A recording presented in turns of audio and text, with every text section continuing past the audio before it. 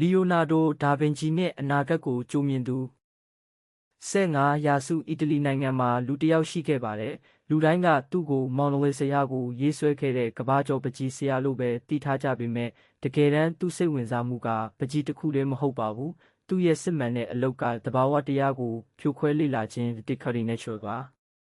သူ့မှာထူးဆန်းတဲ့အကျင့်တစ်ခုကတော့စာတွေကိုမှန်ထောင်ပြီးဖတ်မှရအောင်ပြောင်းပြန်ရေးတာပါအဲ့လိုမှန်ထဲမှာပြန်ကြည့်မှဖတ်လို့ရတဲ့သူ့ရဲ့လှို့ဝှက်မှတ်စုစာအုပ်ထဲမှာစာမျက်နှာပေါင်း9000ကျော်ပါပြီးခေတ်ကိုကျော်လွန်နေတဲ့တီထွင်မှုတွေနဲ့ပြည့်နှက်နေပါတယ်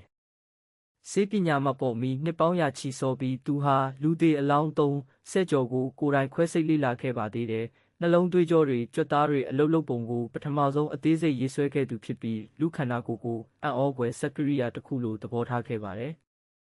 စစ်ပွဲတွေအတွက်လည်းကြောက်စရာကောင်းတဲ့လက်နက်တွေကိုဒီဇိုင်းဆွဲခဲ့ပြန်ပါတယ်။လက်ခုံပုံစံတန်ချက်ကတင်ကား armor tank စက်တနက် machine gun နဲ့ရေငုပ်သင်္ဘောတွေကို1480ခုနှစ်လောက်ကတည်းကပုံဖော်ခဲ့ပြီးနှစ်ပေါင်း400ကြာမှတကယ်ပေါ်ပေါက်လာခဲ့ပါတယ်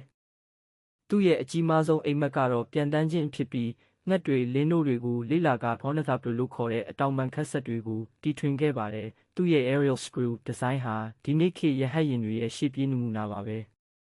ဒါပေမဲ့သူ့မှာပြီးအောင်မလုပ်တတ်တဲ့အကျင့်ရှိနေခဲ့ပါတယ်။သူ့မှာမပြီးသေးတဲ့တဝက်တစ်ပြက်ပကြီးကားတွေမထုတ်ဝေခဲ့တဲ့သိပ္ပံတွေ့ရှိချက်တွေပုံနေပြီးသူ့မှတ်စုတွေသာအဲ့ဒီခေတ်ကထွက်ပေါ်လာခဲ့ရင်ကမ္ဘာသိပ္ပံပညာဟာ200လောက်စောပြီးတိုးတက်သွားနိုင်လောက်ပါတယ်။သူဟာသမိုင်းတစ်လျှောက်အရာရာကိုစူးစမ်းကျင်စိတ်ရှိဆုံးလူသားပါပဲ။လီယိုနာဒို ဒါဗင်ချီဟာပကြီးသိပ္ပံဆိုပြီးခွဲခြားမထားဘဲမြင်အောင်ကြည့်တတ်ခြင်းဟာအရာအလုံးရဲ့တောချက်ဖြစ်ကြောင်းသက်သေပြခဲ့သူပဲဖြစ်ပါတယ်။